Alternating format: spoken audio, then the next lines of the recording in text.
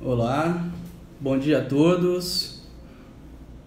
Meu nome é Bruno Portugal, falo pela Comissão de Direito Empresarial. Bom dia. Fala, Gustavo. Vocês estão conseguindo me ouvir bem aí?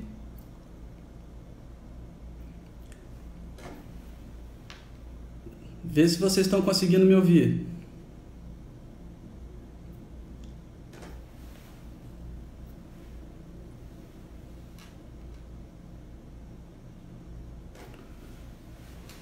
Bom, deixa eu só convidar aqui então o professor Daniel.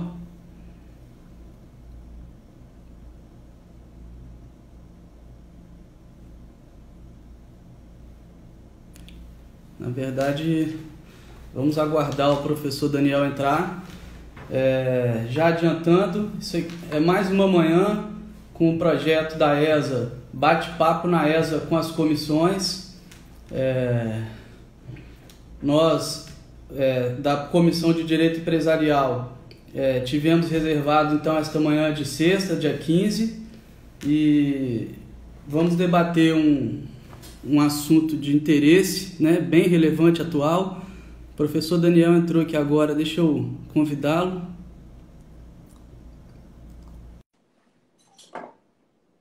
Vamos ver, já mandei o convite. Opa, tudo Oi, Bruno, bem? bom dia. Tudo Bom bem? dia, beleza? Ô Daniel, estávamos adiantando aqui que hoje é mais uma manhã do projeto da ESA, que é o bate-papo na ESA com as comissões. Então, esta sexta-feira foi reservada a nossa Comissão de Direito Empresarial, e resolvemos tratar de um assunto bastante atual, né? Vivido neste momento por nós, advogados, os empresários, a classe jurídica de maneira geral. E então a gente desde já agradece a sua pronta aceitação desse convite de participar desse bate-papo conosco. É uma honra para a gente, uma grata satisfação. Professor Daniel certamente é conhecido aí da maioria dos que estão aqui, mas eu devo dizer que o professor Daniel é juiz titular da primeira vara de falência e recuperação judicial da capital de São Paulo, juiz auxiliar da Corregedoria Nacional de Justiça lá do CNJ, hoje ele está atuando lá pelo CNJ, na Corregedoria Nacional como juiz auxiliar, é mestre e doutor em Direito no Brasil, mestre em Direito Comparado na Stanford University, nos Estados Unidos, pós-doutorado em Direito na Sorbonne, França, professor da PUC e do Instituto Brasileiro de Direito da Empresa, onde, inclusive, eu tive a grata satisfação de ser seu aluno. Doutor Daniel, mais uma vez aqui, agradeço a sua presença, é uma honra para a gente tê-lo aqui conosco. Eu que agradeço, doutor, o convite, o gentil convite que me foi feito pela OAB e pela ESA do Espírito Santo. É sempre um prazer conversar com você, ter essa oportunidade de trocar ideias. A nossa experiência no curso do IBDE em Vitória, no Espírito Santo, onde nos conhecemos pessoalmente, foi muito boa, né? A qualidade, o interesse dos advogados do Espírito Santo são muito boas, são muito grandes, né? Um pessoal muito interessado em estudar para melhor aplicar o direito e exercer a profissão de maneira mais adequada. Então, para mim, é um motivo de muita felicidade estar aqui nessa manhã, tendo essa oportunidade de conversar com você. Muito obrigado pelo convite e fico à disposição desde já para outros convites que possam vir no futuro. Obrigado. Maravilha. Professor Daniel sempre solícito. E para a gente contextualizar, né, o nosso tema, o título é Medidas Legais e Emergenciais de Prevenção da Insolvência e Recuperação da Empresa em Tempo de Covid. A gente já vinha de uma crise, né, em 2014, atravessando 2015. É interessante que a gente que lida diretamente com os processos de insolvência a gente tem nos processos de insolvência um termômetro fiel e exato da atividade econômica do nosso país, né? Então, a partir daquela crise, em 2015, nós tivemos uma grande quantidade de ajustamento de recuperações judiciais. Em 2016, um pico tido pela série histórica da Serasa Experian como o ano em que mais teve ajustamento de recuperação judicial. Então, nós seguimos com mais ou menos naquele número elevado em 2017, 2018, quando então iniciamos um processo lento e gradual de recuperação, né? 2018, 2019, algumas reformas estruturantes. Eis que nos vem 2020 e nos brinda com uma situação que ninguém esperava, totalmente imprevisível, surpreendente e avassaladora. Uma pandemia, né, da Covid-19, que tem devastado aí economias do mundo inteiro, não só do Brasil. Então, a gente que estava se recuperando daquela crise anterior, nos vemos hoje mergulhados numa nova crise.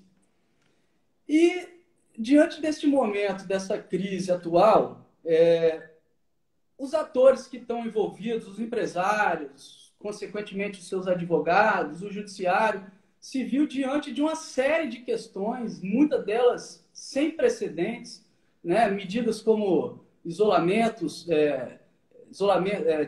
social, quarentena, e surgiram naturalmente diversas dúvidas, diversas questões. São inúmeras, mas vamos pontuar algumas. A primeira delas, por exemplo, o magistrado que tem uma Assembleia Geral de Credores marcada, a primeira dúvida poxa, eu precisava de fazer essa assembleia, né? A recuperanda precisa dessa assembleia. Adio, não adio? Autorizo fazer virtual, não autorizo, porque não tem essa abertura na legislação. O próprio empresário que estava em recuperação montou um plano, elaborou um plano com base num laudo econômico de viabilidade econômico-financeira.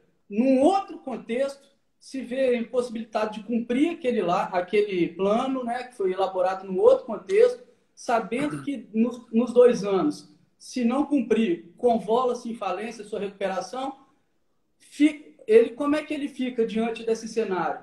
Descumpro, mas eu não consigo cumprir, a culpa não é minha, foi imprevisível. Os próprios agentes econômicos, de uma maneira geral, não estão numa situação de insolvência, mas se vê momentaneamente impossibilitados de cumprir seus compromissos. A gente já vê aí uma enxurrada de ações para revisar valor de aluguel, né? Então, são diversas questões que surgiram e eis que, então, os agentes normativos, né, passaram, então, a trabalhar com soluções para, né, resolver essas questões emergenciais, essas dúvidas, essas aflições dos empresários, dos advogados e do judiciário. 2 dessas mais importantes medidas que tivemos foi a recomendação 63, que veio do CNJ, no âmbito administrativo, no seio do judiciário, e também o PL 1397, que está em andamento, de autoria do deputado Hugo Leal, que também trata de medidas emergenciais para a prevenção da insolvência e de recuperação da empresa. E nós temos aqui a honra e a grata satisfação de estarmos diante de um ator que esteve diretamente envolvido na construção de ambos os textos, tanto da Recomendação 63 quanto do PL 1397. Então, Daniel, ninguém melhor do que você para a gente poder falar sobre essas 2 medidas, né? Então, assim, mais uma vez renova a nossa satisfação em nome da comissão, em nome da ESA, da Escola Superior de Advocacia, em nome da OAB, tá com a palavra para a gente debater esses 2 assuntos aí. Muito obrigado, doutor Bunes. Excelente introdução, né? O senhor conseguiu, em poucas palavras, resumir exatamente todo o cenário que nós temos colocados à nossa frente para analisar agora. Veja, a crise decorrente da pandemia ela é devastadora em nível mundial, né? Não é só o Brasil que vem sofrendo com essa crise, o mundo inteiro vem sofrendo com essa crise, mas no Brasil, de fato, existem circunstâncias particulares que tornam, que transformam essa crise em algo ainda mais dramático. E o senhor tocou num ponto que explica parcialmente esse acréscimo de dramaticidade que essa crise tem para nós. O mundo, de um modo geral, vinha crescendo, vinha num momento de prosperidade econômica. O Brasil, por outro lado, vinha num momento de recuperação de uma das maiores crises vividas pela economia brasileira em toda a história. Alguns economistas indicam que a crise de 2014 foi a mais grave enfrentada pelo Brasil em toda a sua história recente. Então, nós tivemos ali em 2015, 2014, 2015, uma queda de PIB, e somados os 2 anos, aproximadamente 7%, né? O que devastou a nossa economia, e nós vínhamos, então, nos recuperando daquele baque, né? Tanto que nós tivemos ali, naquele período, pico histórico de distribuição de falências e recuperações judiciais, como o senhor bem anotou. Então, vínhamos, a partir de reformas estruturantes, recuperando a nossa economia, que voltou a crescer, né? Vinha de 3 anos de crescimento, mas um crescimento. A economia vinha se recuperando com alguma dificuldade, e nesse momento, justamente nesse momento em que nós tentávamos nos levantar com alguma dificuldade, fomos abatidos por essa crise do coronavírus. Crise que afeta todos os segmentos de maneira geral, né? Não há um setor da economia que seja preservado em relação a esse tipo de crise. Porque a única forma que nós conhecemos e que o mundo inteiro vem utilizando de combate à pandemia, né, de combate à disseminação do vírus, é a imposição de medidas de distanciamento social, né, as quarentenas, os lockdown, e essas medidas impactam fortemente no funcionamento das empresas, no funcionamento da economia. O mercado é abalado fortemente por esse tipo de medida, né, considerando que as empresas devem ficar fechadas, muitas delas, né, e que as pessoas devem ficar em casa. Portanto, os consumidores não estão à disposição no mercado e, por outro lado, os fornecedores também não podem fornecer seus produtos e serviços de maneira livre. Isso causa um descompasso muito grande entre o faturamento das empresas, né, vamos dizer assim, o relógio econômico dessas empresas e o pagamento de suas contas, ou o relógio financeiro dessas empresas. Há um descasamento, porque as empresas deixam de ter faturamento, né, e passam a não ter mais dinheiro para fazer o pagamento das suas contas. Isso gera uma onda de inadimplência muito grande, e é essa onda de inadimplência que nos preocupa muito, doutor Bruno. E é essa onda de inadimplência que foi estudada em vários países do mundo para que fossem orientadas ações corretas no sentido de endereçar esse problema. O mundo inteiro, e também o Brasil, identificou que 2 consequências muito ruins podem decorrer dessa onda de inadimplência, né? A primeira é o fechamento das empresas. As empresas vão se tornar insolventes, não vão conseguir pagar suas contas e vão acabar falindo, vão acabar desaparecendo. E não são empresas inviáveis, não são empresas ou agentes econômicos ineficazes, né? São produtos e serviços oferecidos importantes para a sociedade, mas ela vai se tornar insolvente por conta das medidas de distanciamento social, por conta desse descasamento, né, do tempo econômico e financeiro dessas empresas. E o desaparecimento dessas empresas vai gerar um prejuízo terrível para o funcionamento da economia, especialmente no momento da retomada, especialmente no momento em que nós vencermos esse período de lockdown, de quarentena, de distanciamento, e nós precisarmos dessas empresas para que a nossa economia retome a sua pujança, né? Se elas desaparecerem nesse período, não haverá empresas depois, né? E nós vamos sofrer muito. Então, é uma preocupação. Como proteger essas empresas? Como manter essas empresas funcionando, respirando durante esse período de imposição estatal, de medidas de distanciamento, de interferência brutal do Estado no funcionamento livre da economia. Mas nós protegemos essas empresas. E uma segunda preocupação mundial, não só brasileira, diz respeito aos efeitos que essa inadimplência pode ter em relação ao funcionamento da justiça. Porque muitos já compreenderam que essas medidas de lockdown, de quarentena, de distanciamento, elas são importantes para achatar a curva de contágio. Na medida em que, se muita gente se contagia ao mesmo tempo pela doença, não haverá hospitais suficientes para atender todo mundo. O mesmo raciocínio pode ser aplicado em relação à justiça, né? Se toda essa inadimplência se transformar em ações na justiça, como normalmente acontece, e há uma relação estatística entre o PIB e a distribuição de ações, quanto maior a queda do PIB, maior, né, o número de ações distribuídas. Haja visto o que aconteceu, o pico histórico de ações de solvência em razão da crise de 2014, isso pode inviabilizar ou tornar o poder judiciário disfuncional, né? Não haverá juízes suficientes para dar conta de um volume de trabalho tão grande, né? É claro que a justiça sempre vai dar as respostas, é claro que os juízes estarão lá, é claro que o poder judicial estará lá, assim como o sistema de saúde também vai estar, mas as demandas correm um sério risco de não serem analisadas em tempo oportuno. E não por uma má vontade do sistema judiciário, mas sim por uma absoluta impossibilidade material, né?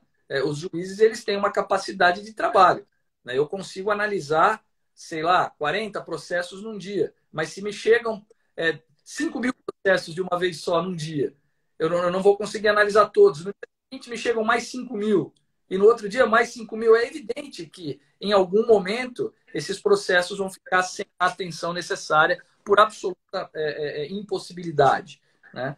Isso considerando que o Poder Judiciário já é, né, um serviço público sobrecarregado. Vocês que são advogados sabem muito bem disso, né, da sobrecarga que já existe sobre o Poder Judiciário. Então, esses são os dois problemas que afligem o mundo inicialmente em razão da pandemia. E foram justamente esses dois problemas que foram inicialmente endereçados pelo Conselho Nacional de Justiça. A primeira reação à pandemia no Brasil partiu das iniciativas do Conselho Nacional de Justiça, e foram duas, né? Foram as resoluções que dispuseram sobre o funcionamento dos fóruns, né, dos tribunais, né, a abertura ou fechamento dos tribunais, a imposição ou a implantação de um sistema de plantão extraordinário, com a utilização de teletrabalho, a questão da suspensão dos prazos dos processos digitais, dos prazos dos processos físicos. Então, a primeira atuação do CNJ foi nesse sentido, no sentido de organizar o funcionamento da justiça diante da necessidade de imposição de medidas de distanciamento social. Vamos preservar o funcionamento da... E, do ponto de vista da nossa matéria, que é insolvência empresarial, o CNJ também atuou a partir do trabalho daquela comissão, né, do grupo de trabalho que estuda boas práticas em falência e recuperação. Aquela comissão que já gerou 3 outras recomendações no ano de 2019, né, a das varas especializadas de competência regional, da constatação prévia, da mediação em processos de insolvência. Nós temos ali um grupo, e eu tenho a felicidade e a honra de ser membro desse grupo. Nós temos um grupo de especialistas bastante diversificado, com ministros, desembargadores, juízes, administradores judiciais, advogados, com visão e experiência pró-credor, pró-devedor. Enfim, é uma comissão bastante representativa de pessoas especializadas, né? E ali, então, foi gerida uma recomendação a qual o senhor fez referência, que é a 63, que foi a primeira iniciativa específica para falência e recuperação, para orientar os magistrados a como lidar com essas questões de falência e recuperação em tempos de pandemia, né? Uma recomendação que, como o próprio nome diz, apenas é uma recomendação, é um norte, é uma orientação que se destina àqueles que precisam, né? Aqueles juízes que, como o senhor mesmo comentou na sua introdução, podem não se sentir à vontade, né, para tomar determinadas decisões que são corretas, que são necessárias, que são entendidas como adequadas pela jurisprudência de um modo geral, mas que não estão expressas na lei. Então, muitas vezes, eles podem ter essa dificuldade.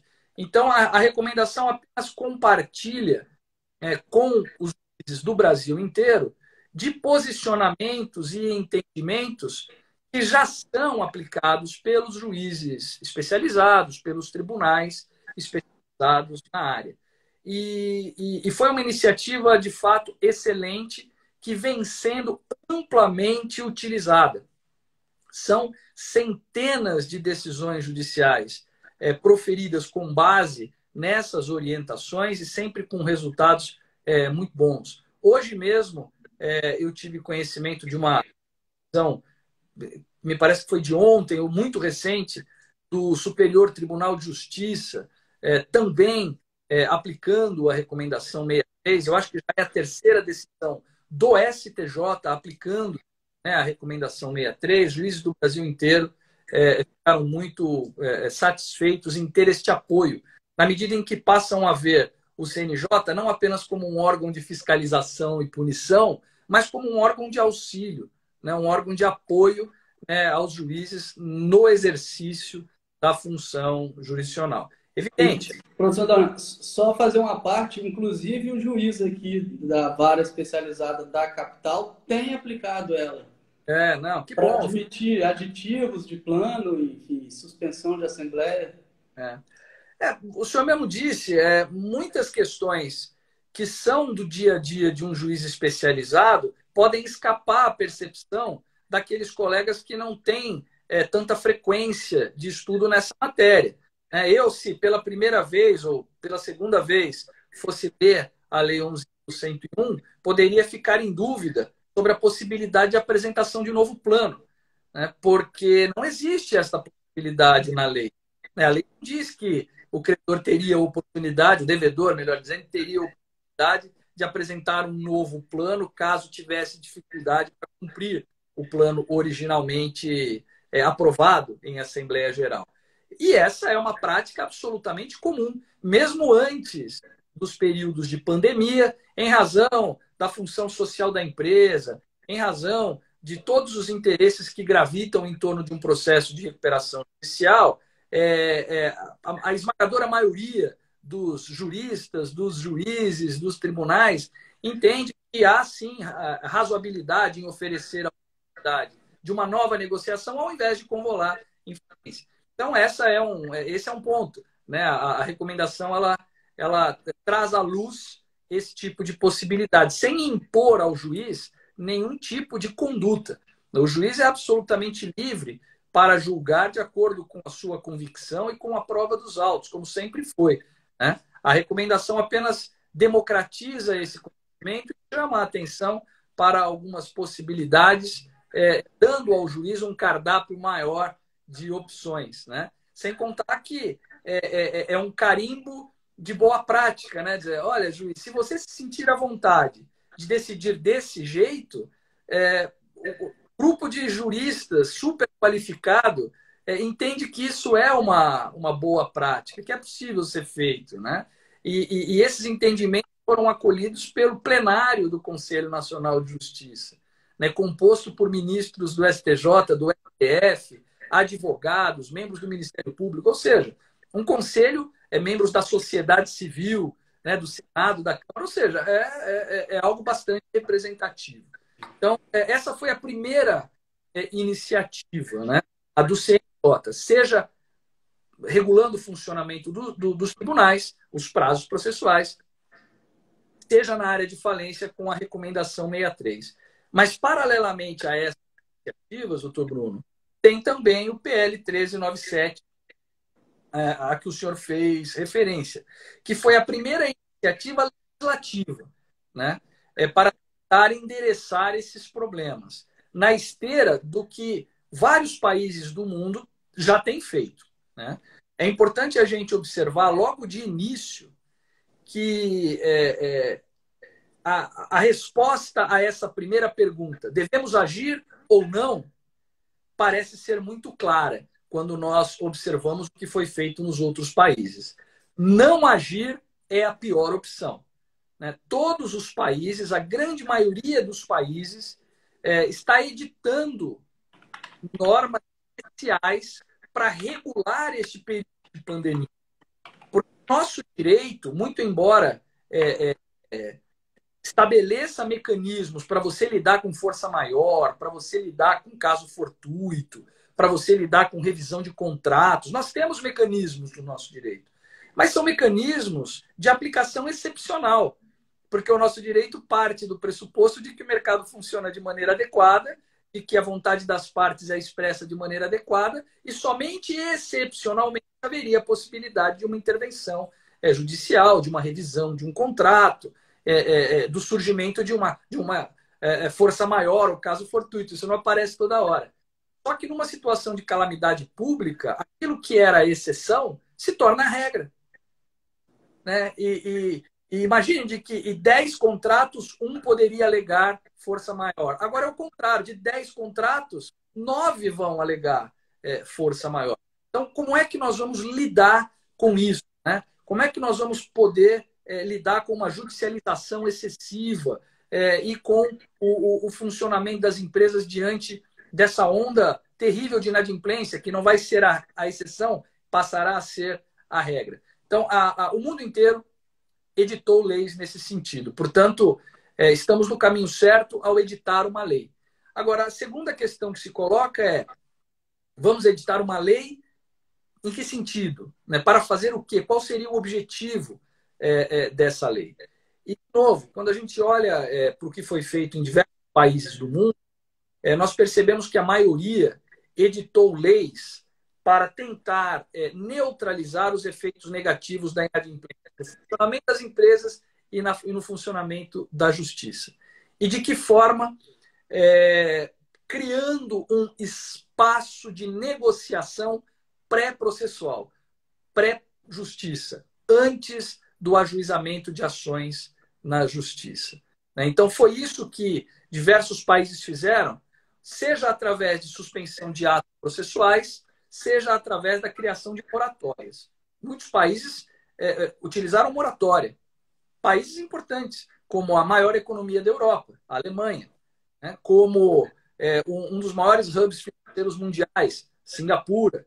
Né? Países de todos os continentes adotaram moratória. Outros países optaram por uma medida menos drástica. Né? E o Brasil foi nessa segunda corrente. Nós propusemos uma medida menos drástica, que é uma medida de suspensão de atos executivos. Né? Suspensão de atos executivos que não se confunde com moratória. Né? Eu tenho visto em diversos debates, tenho participado de muitos debates, né? E tenho visto que a principal crítica contra o PL 397 é a criação da moratória. Né? Eu tenho dificuldade de compreender essa coisa, porque basta ler o texto para se ver que não existe moratória. Né? Não há suspensão de exigibilidade da dívida. A dívida se vence. Se ela não for paga, vão incidir os encargos decorrentes da mora, os encargos decorrentes da inadimplência. O que o projeto faz é impossibilitar atos, provisoriamente, por um período de tempo, atos executivos que poderiam levar aquela atividade econômica ao seu encerramento. Privar o agente econômico de ativos que são essenciais para que ele continue respirando.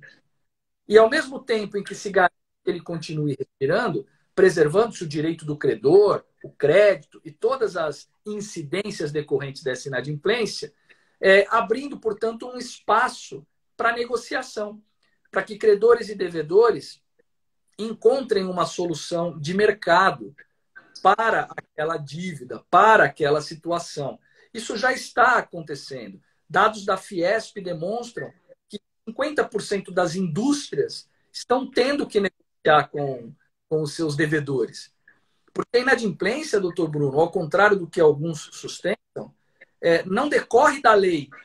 A inadimplência decorre da pandemia, que causa distanciamento social, que implica em queda de faturamento das empresas, que em algum momento ficarão sem dinheiro para pagar suas contas. É assim, né? É a crise econômica que faz que a empresa não tenha dinheiro.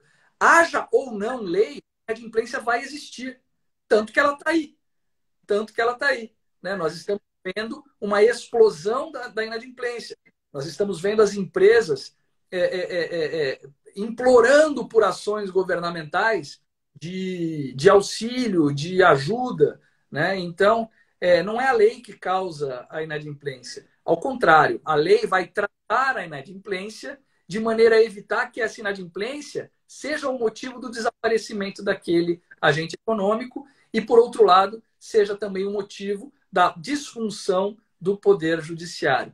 A lei, então, essa suspensão de atos executivos é uma medida entendida como adequada para criar um espaço de negociação para que credores e devedores encontrem uma solução de mercado para isso. Então, esse é o sentido desta medida. E, ao mesmo tempo, ela evita uma judicialização imediata de todas essas questões decorrentes à inadimplência, achatando a curva de acesso ao poder judiciário. Então, nós estamos propondo isso e vários países do mundo também já propuseram. Aliás, em vários países do mundo, essas leis já foram efetivamente implementadas. Aqui no Brasil, nós já estamos atrasados, doutor Bruno, porque este PL foi apresentado, mas ainda não foi aprovado. Embora eu esteja triste, porque já acho que estamos atrasados, eu tenho uma boa notícia para dar, fresquinha, que aconteceu ontem à noite, no final da noite. Né? A Câmara dos Deputados aprovou o pedido de urgência ao PL 1397, portanto, ele está pronto para ser votado conforme acordo de líderes e já está na pauta da próxima terça-feira para a votação no plenário da Câmara dos Deputados. Então, a expectativa é de que este projeto seja efetivamente aprovado na Câmara na terça-feira. Claro, existe muito espaço para aprimoramento do projeto. Ele é um projeto. Né? Essas discussões todas que nós fizemos a partir da sua apresentação nos indicaram muitas oportunidades de aprimoramento no projeto. E essas emendas estão sendo preparadas e nós esperamos que ele seja aprovado na próxima terça-feira com esses aprimoramentos. E aí será, então, encaminhado ao Senado. Mas me parece que agora existe um ambiente político favorável à aprovação do projeto. É natural que seja assim, né? O legislador, o parlamento, ele precisa sentir, né, qual é a necessidade daquela proposta, qual é a importância daquela proposta. E eu acho que esses debates que foram feitos até agora deixaram bem claro que é necessário, é importante, se trata de uma medida que tem sido adotada por diversos outros países e acho que nós vamos seguir nesse caminho. Então, nós temos essas duas medidas. É claro que o PL não trata só disso, né? Ele trata desta parte de prevenção à insolvência, com a suspensão legal e com a criação de um procedimento de pré-insolvência, que nós chamamos de negociação prévia. Né? Essa negociação prévia nada mais é do que a adaptação ao direito brasileiro dos mecanismos de pré-insolvência que existem na União Europeia. Lá, mesmo antes da pandemia, eles criaram mecanismos judiciais de intervenção mínima para fazer um filtro de acesso às ações de insolvência. Porque o senhor, melhor do que ninguém, sabe, as ações de insolvência, falência e recuperação são ações de viscosidade muito grande, são processos complexos que exigem intervenções importantes, complexas e constantes do Poder Judiciário. Eu, como juiz titular da primeira vara de falências e recuperações judiciais de São Paulo, posso dizer isso de cadeira, né? A dificuldade que é um processo de recuperação. Como esses processos são muito complexos, o Poder Judiciário não tem uma capacidade de atuação muito grande. né? A minha capacidade de atuação é limitada, porque quantos processos de recuperação eu consigo gerenciar, tendo que cuidar de todos de maneira muito intensa? Então, lá na Europa, eles têm essa percepção. Por isso, eles criaram processos prévios a esses processos, que são de intervenção mínima, onde o juiz, basicamente, defere um stay e indica um negociador para ajudar a devedora a se acertar com os seus credores. Basicamente, a intervenção é essa, o que aumenta substancialmente a capacidade de atuação do Poder Judiciário, né? Porque eu não consigo gerenciar mais do que 50 processos de recuperação, mas conseguiria gerenciar 1.000 processos de intervenção mínima, 2.000 processos de intervenção mínima, ou mais, porque eu não tenho que decidir muita coisa nesses processos.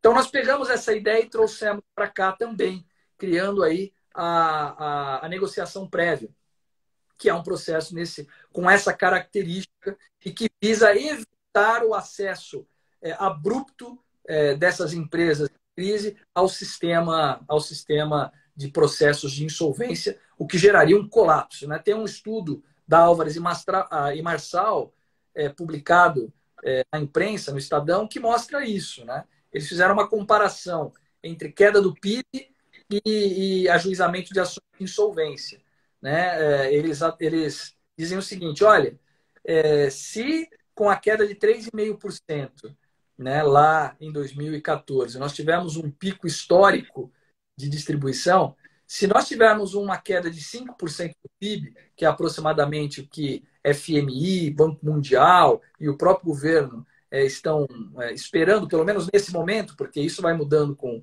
o tempo, nós já teríamos algo como 40% a mais do que o pico histórico, né? Enfim, isso sem levar em consideração outras ações relacionadas à insolvência que não são falência e recuperação. As revisões contratuais, as execuções, cobranças, as monitórias e por aí vai. Então, assim, a perspectiva é realmente de que haja um tsunami de ações. Então, essa negociação prévia serve como um mecanismo para, de um lado, propiciar uma negociação entre credores e devedores, criando este espaço, protegendo o funcionamento das empresas que serão necessárias e protegendo os interesses dos credores, que não são obrigados a negociar, mas terão essa oportunidade e que poderão chegar a acordos que sejam satisfatórios também para eles, né? E a última parte do projeto, que também é uma preocupação mundial, é aprimorar o sistema de insolvência. Porque pode ser que todas essas medidas de prevenção não sejam suficientes ou eficientes para todas as empresas.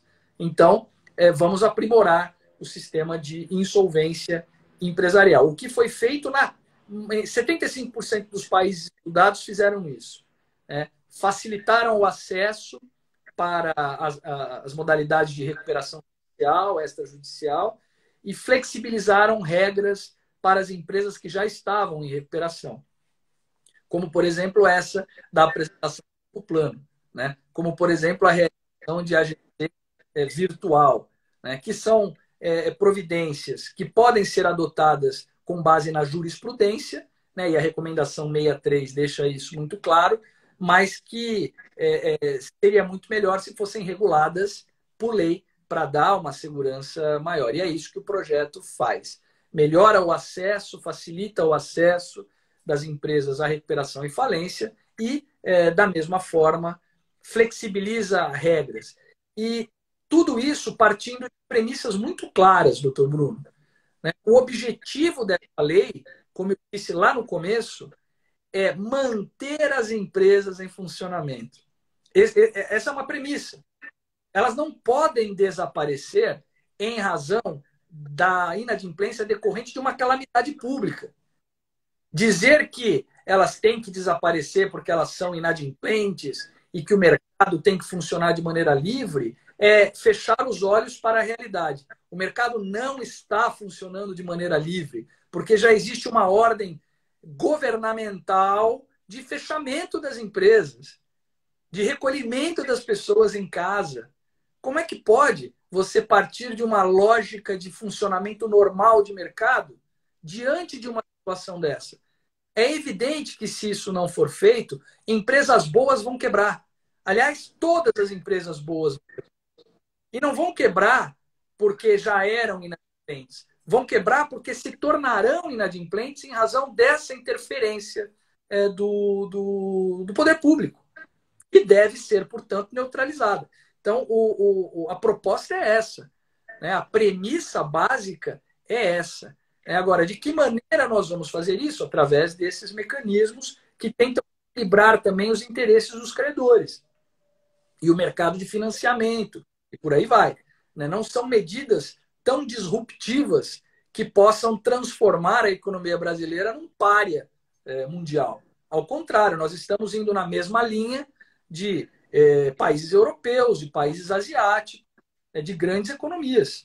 Né? Portugal, Reino Unido, Alemanha, França, Japão, Nova Zelândia, os Estados Unidos, diversas medidas também nesse sentido. Então, assim, estamos no caminho certo, eu tenho total convicção disso, doutor. Maravilha, Daniel. Eu não tenho dúvida que esse procedimento, né, de negociação preventiva, ele não está colocado para beneficiar devedor ou credor. Ele, na verdade, ele beneficia os dois. Porque o credor individualmente que for acessar o judiciário numa situação dessa que a gente vive, ele também não vai ter o crédito dele satisfeito de maneira rápida, que ele espera. Né? Ao mesmo tempo, o devedor que deseja solucionar aquela questão, qual a liberdade que ele vai ter de solucionar, tendo uma pressão por trás dele de bloqueio de patrimônio, constrição de patrimônio, bloqueio de dinheiro.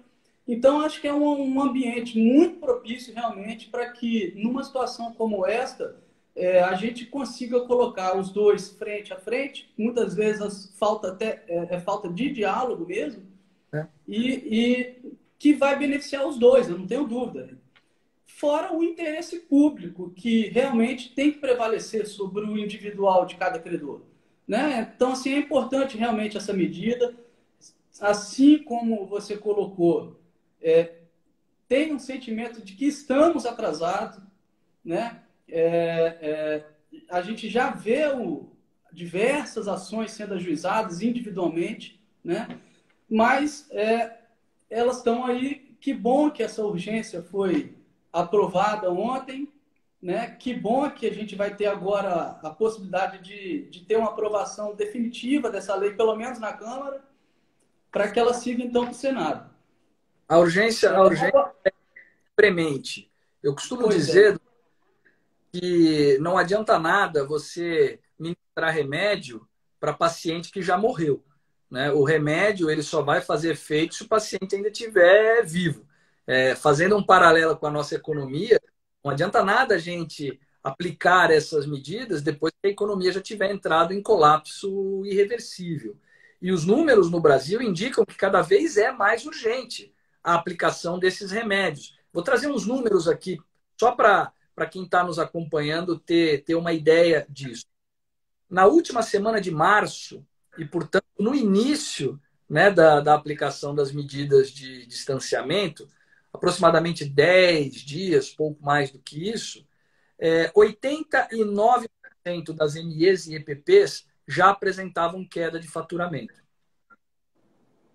Sendo que as MEs e EPPs compõem 99% das empresas brasileiras.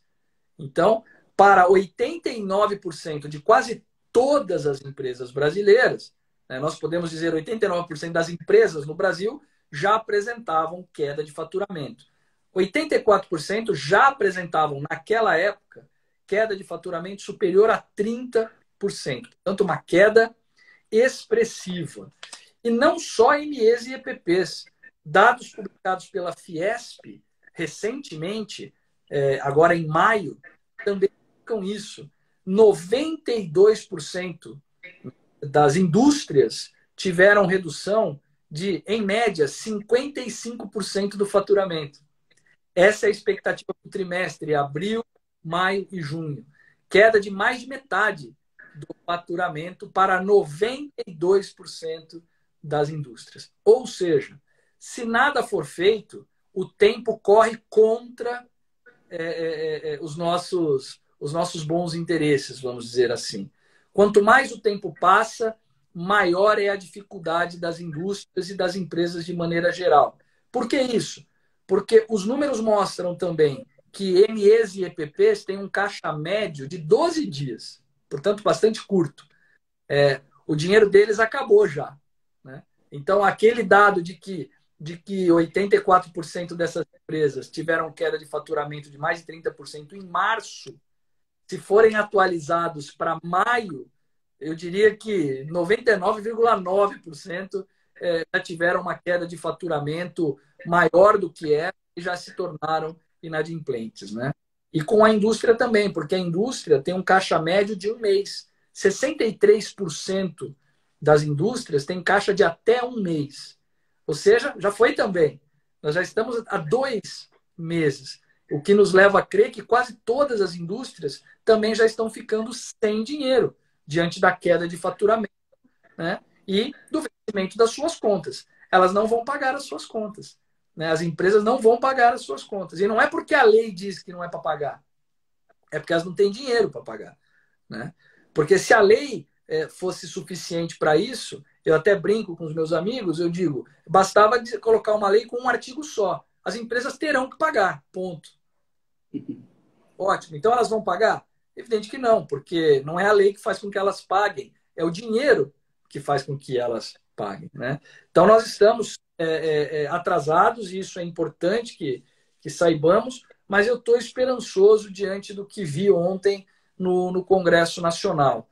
A aprovação da urgência, em acordo de líderes, indicando que já há, portanto, um consenso formado na Câmara dos Deputados para a aprovação, com ou sem emendas, mas para a aprovação do texto. E vamos seguir, né? Essa é a ideia. Então, Daniel, algumas questões que surgem com relação ao PL 1397, que ele prevê, primeiro, de uma maneira geral, a suspensão legal de 60 dias para que os credores e devedores extrajudicialmente procurem negociar, né?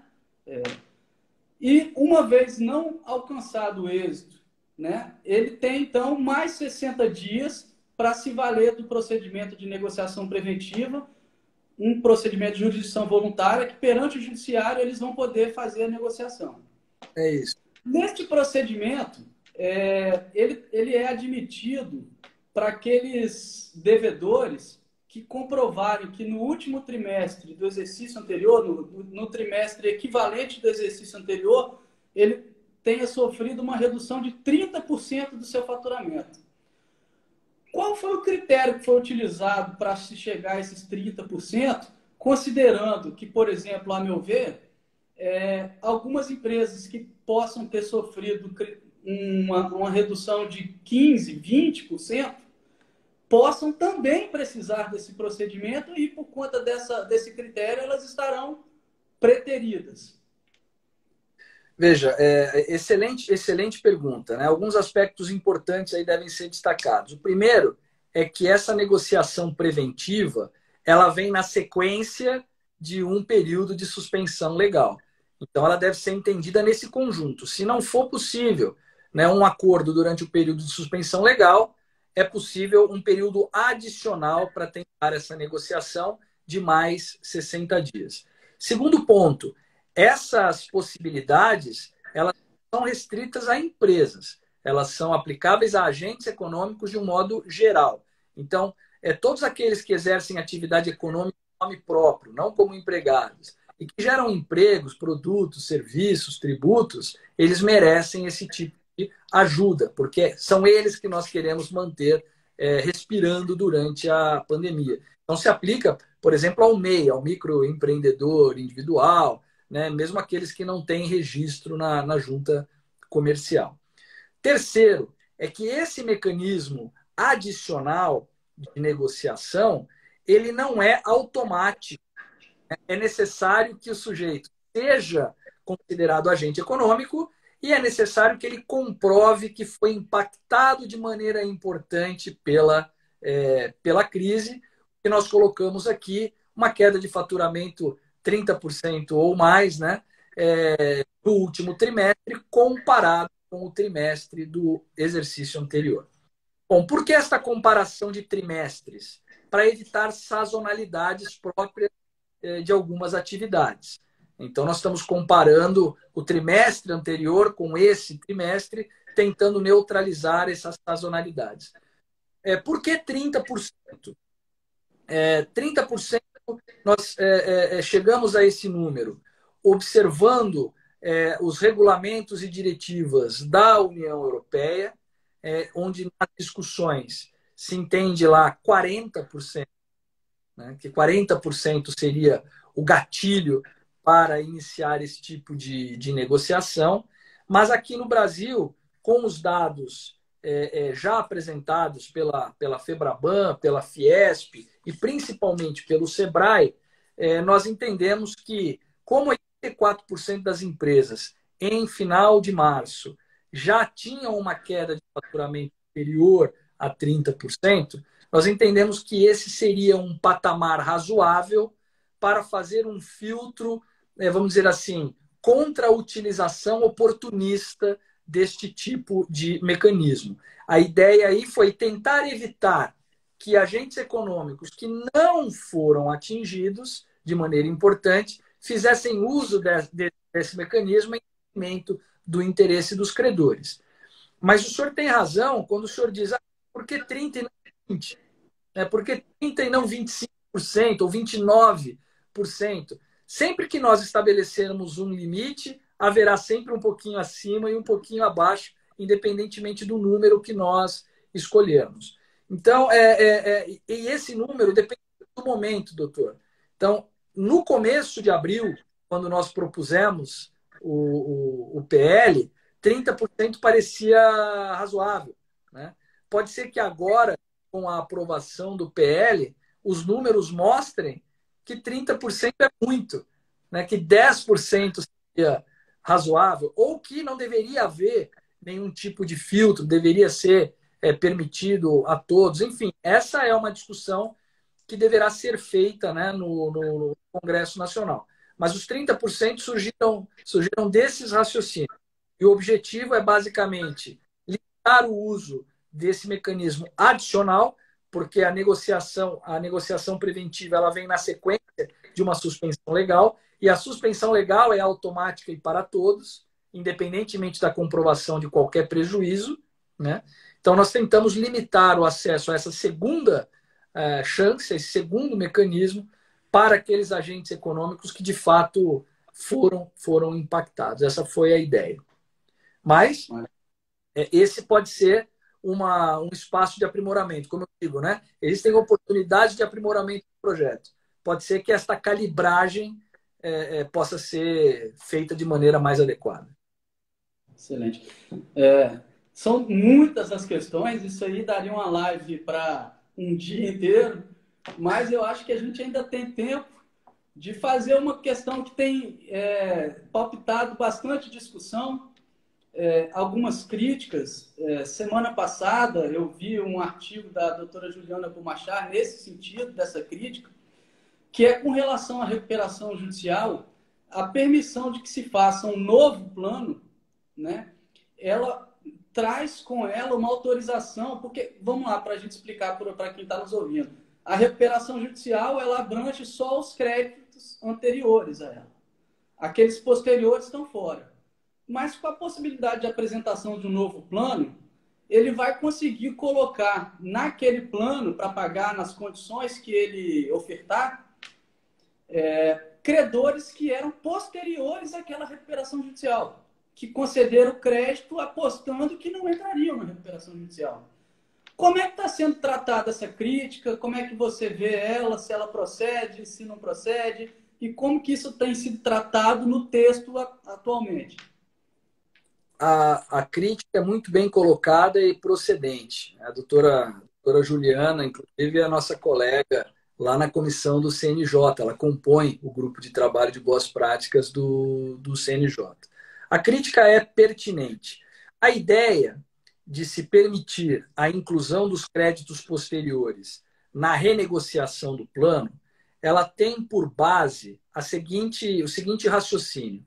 Não adianta nada eu facilitar o acesso à recuperação para empresas que precisarem da recuperação de maneira a manter essas empresas respirando, se eu não der um tratamento adequado para os créditos posteriores daquelas que já estavam em recuperação, porque essas poderão apresentar um novo plano. Mas se elas não puderem apresentar nesse novo plano uma solução para aqueles débitos que são posteriores ao ajuizamento, ela vai quebrar, não em função do plano, ela vai quebrar em função desses outros créditos. E a estatística, os estudos mostram que este período é grande entre o deferimento do processamento e o encerramento da recuperação. São muitos anos, 2, 3, 4, 5 anos, né? No mínimo, até que esta recuperação possa ser encerrada. Então, a quantidade de crédito não sujeitos a esse novo plano seria muito grande, seria suficiente para quebrar aquela empresa. Então, a ideia foi incluí-los nessa nova negociação para ter a empresa em funcionamento.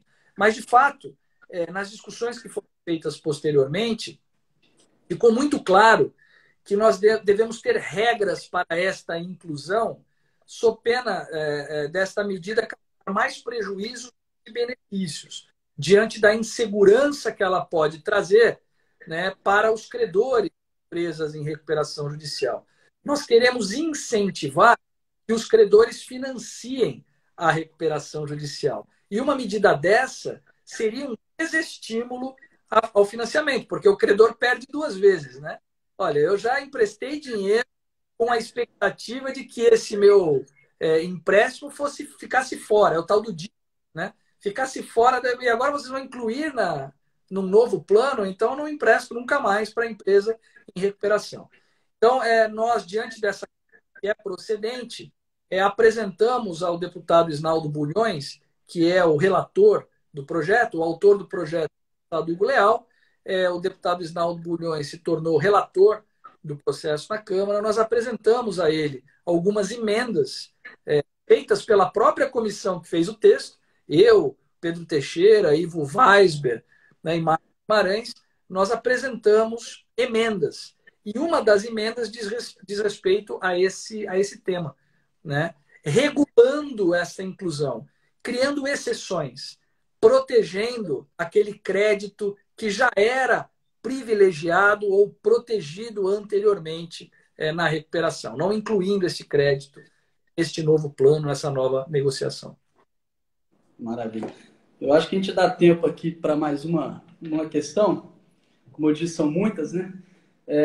Nesse procedimento de negociação preventiva, a lei ela prevê que é possível que o agente econômico busque financiamento no decorrer do procedimento.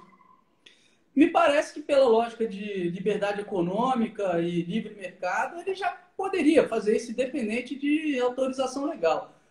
A pergunta é o porquê não criar um incentivo para que esse financiador tenha estímulo a emprestar? Talvez um privilégio ou uma classe ou uma extra-concursalidade numa possível recuperação? O senhor tem toda a razão. Na verdade, no rascunho original do PL, existia não só a determinação de que o credor poderia buscar financiamento, mas existia regras para um DIP naquele momento, dando, portanto, aos credores incentivos para emprestar o dinheiro e ter, em contrapartida, vantagens num futuro processo de insolvência. Isso acabou não sendo apresentado no texto em função das nossas conversas com o Ministério da Fazenda, o Ministério da Economia. O Ministério da Economia ele não tinha muita convicção acerca disso. Nós, então, não quisemos entrar num atrito ali com o governo, vamos dizer assim, para apresentar esse projeto. Mas ficou muito claro depois nas discussões que não faz o menor sentido não haver uma regra de DIP. E o próprio Ministério da Economia hoje entende isso. Então, a outra emenda, uma das emendas que nós estamos apresentando também ao... Só esclarecer que nós temos 15 segundos. Não, mas é isso, então. isso. O problema dessas lives são justamente o tempo. Então, Daniel, deixa eu aproveitar em 5 segundos e agradecer a presença do senhor aqui. É uma honra para a gente tê-lo aqui conosco. Obrigado. Um abraço. Um abraço.